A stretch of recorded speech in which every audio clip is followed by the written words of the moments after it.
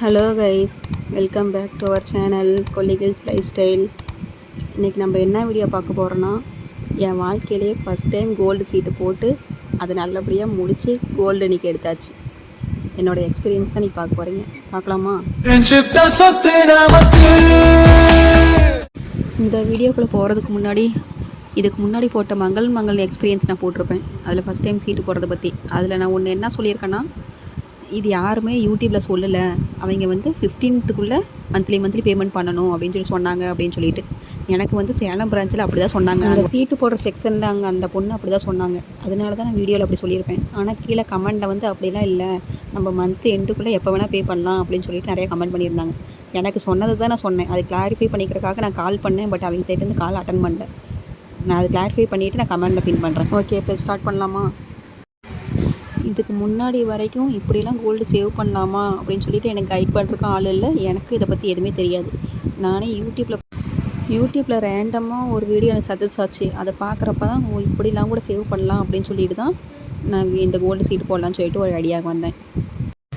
எல்லாருக்கும் இருக்கிற மாதிரி தான் ஃபஸ்ட் டைம் கோல்டு சீட்டு போடுறோம். கொஞ்சம் நம்பிக்கையான இடமா இருக்கணும். நம்ம பக்கத்துலேயே இருந்துட்டால் நம்மளுக்கு ஏதாவது ஒரு ப்ராப்ளம்னா நேரில் போய் பார்த்துக்கலாம் அப்படின்னு சொல்லிட்டு தான் எனக்கு நாமக்கல் பக்கம். அதனால சரி நாமக்கல்லே போட்டுக்கலாம். நல்லா ஃபேமஸான கடையை விசாரிக்கிறப்ப எல்லாத்துக்கும் தெரிஞ்ச மாதிரி தான் அந்த சீட்டில் எல்லாமே ஃபேமஸான கடை தான்.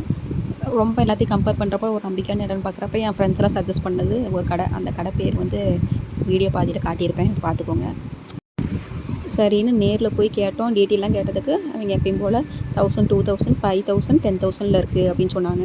சரி, நாங்கள் 5000 போடலாம், எங்களுக்கு இதில் என்ன பெனிஃபிட் இருக்குதுன்னு கேட்டப்போ ஆஸ் யூஸ்வல் எல்லா கடையிலையும் இருக்கிற மாதிரி தான் அன்றைக்கி என்ன கோல்டு ரேட்டோ அதில் வந்து நம்ம கால்குலேட் பண்ணி ஆட் பண்ணிடுவோம்.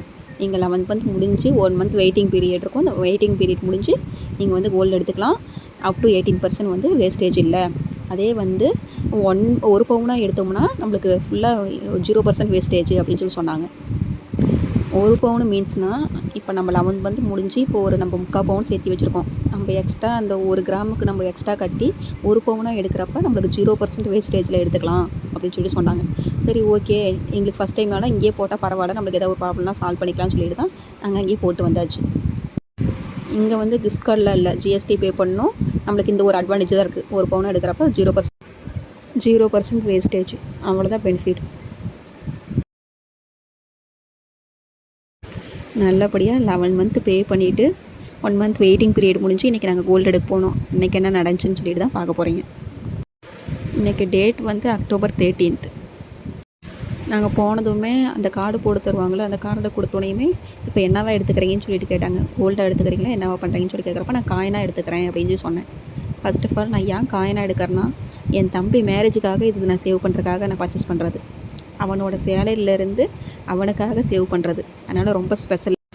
என் தம்பிக்கு எப்படி மேரேஜ் பண்ணுறதுக்கு நான் 3 இயர்ஸ் ஆகும். அதனால் அப்போ என்ன நீட் இருக்கோ அப்போ ஏதாவது பண்ணிக்கலாம் சேர்த்து வச்சு. அதனால் இப்போ காயின் எடுத்து வச்சிடலான்னு ஃபஸ்ட்லேயே அதான் பிளான். அதனால தான் இப்போ காயின் எடுக்கிறதும். இன்னொரு ஐடியா என்னென்னா, 3 இயர்ஸ்க்கு அப்புறம் மேரேஜ் பக்கமாக வரப்போ நம்மக்கிட்ட இருக்க காயின்லாம் வச்சு ஒன் டைம் இன்வெஸ்ட்மெண்ட் பண்ணால் நம்ம வேஸ்டேஜ் இல்லாமல், மேக்கிங் சார்ஜ் வேஸ்டேஜ் இல்லாமல் எடுத்துக்கலாம். அதனாலே காயினை பர்ச்சேஸ் பண்ணி வச்சிடலான்னு சொல்லிட்டு தான் கோல்டு காயினை நான் இன்றைக்கி பர்ச்சேஸ் பண்ணிட்டேன். சரி, டீட்டெயிலாக பார்க்கலாமா? டோட்டலாக 11 மந்த் பீரியட் நான் கட்டியிருக்க அமௌண்ட் வந்து 55,000. அதுக்கு வந்து கிராம் எவ்வளோ ஆட் ஆகிருக்குன்னா 6 கிராம் 677 மில்லி ஆட் ஆகிருக்கு. அம்மா என்ன சொன்னாங்கன்னா, அந்த பேலன்ஸ் இருக்க 328 மில்லிகிராமுக்கும் பே பண்ணி 7 கிராமாக எடுத்துகிட்டு வந்துரு அப்படின்னு சொல்லி சொன்னாங்க. பட்டு அவங்க கடையில் இருக்கவங்க மாற்றி எதுவே குழப்பிகிட்டே இருந்தாங்க. 1 கிராமில் இப்போலாம் காயின் இல்லை, 2 கிராமில் காயின் இல்லை, அரை பவுன் 1 பவுனில் தான் காயின் இருக்குது அப்படி இப்படின்னு சொன்னாங்க. நான் என்னோட சைட்லேருந்து நான் எக்ஸ்பிளைன் பண்ணேன். எங்களுக்கு இதுதான் நீடாக இருக்குது, எங்களுக்கு இதை நீங்கள் பண்ணி கொடுத்தீங்கன்னா பரவாயில்ல அப்படின்னு சொல்லி சொல்கிறோனையும் அவங்க பக்கத்தில் இருக்க நிறைய பேர்த்துட்டு பேசினாங்க. பேசிவிட்டு சரின்னு சொல்லிவிட்டு அவங்க ஒரு எஸ்டிமேட் போட்டு கொடுத்தாங்க. இவ்வளோ நீங்கள் எக்ஸ்ட்ரா பே பண்ணுற மாதிரி இருக்கும் அப்படின்னு சொல்லிட்டு. அதை தான் இப்போ நான் அதில் எழுதியிருக்கேன். இன்றைக்கி ஒரு கிராம் வந்து 12,125 ரூபா. இப்போ நான் எவ்வளோ பே பண்ணேன்னா 328 மில்லிகிராமுக்கு வந்து நான் பே பண்ணணும். அப்போ வந்து 3,976 ரூபா வந்துச்சு. ஜிஎஸ்டி கம்பல்சரி பே பண்ணணும் 3%. அப்போ வந்து 2,555 ரூபா, ரவுண்டாக ஒரு 6,500 பே பண்ணுற மாதிரி இருந்துச்சு. இதை நீங்கள் பே பண்ணிட்டீங்கன்னா அரை பவுன் ஒரு காயினாகவும், 1/4 பவுன் ஒரு காயினாகவும், 1 கிராமுக்கு ஒரு காயினாகவும் தரோம் அப்படின்னு சொல்லி சொன்னாங்க. சரி எங்களுக்கு வேறு ஆப்ஷனும் இல்லை, சரின்னு சொல்லிவிட்டு 6500 எக்ஸ்ட்ரா பே பண்ணி நாங்கள் வந்து 7 கிராமுக்கு காயினாக எடுத்து வந்து வச்சிட்டோம். என்னோடய ஃபஸ்ட்டு கோல்டு சீட்டு எனக்கு சாட்டிஸ்ஃபைடாக இருந்துச்சான்னு கேட்டிங்கன்னா ஒரு 90% தான். 10% அவங்க சைடு வந்து கொஞ்சம் ரூடாக பிஹேவ் பண்ண மாதிரி இருந்துச்சு. ஒருவேளை நாங்கள் சின்ன பொண்ணுங்கனால அப்படி பண்ணாங்களா, இல்லை எல்லாத்துக்கிட்டையும் அப்படியானு எனக்கு தெரியல. பட் கொஞ்சம் அந்தளவுக்கு சாட்டிஸ்ஃபைடாக இல்லை. எப்படியும் எந்த ப்ராப்ளமும் க்ரியேட் பண்ணாமல் நல்லபடியாக எடுத்துகிட்டு வந்தாச்சு.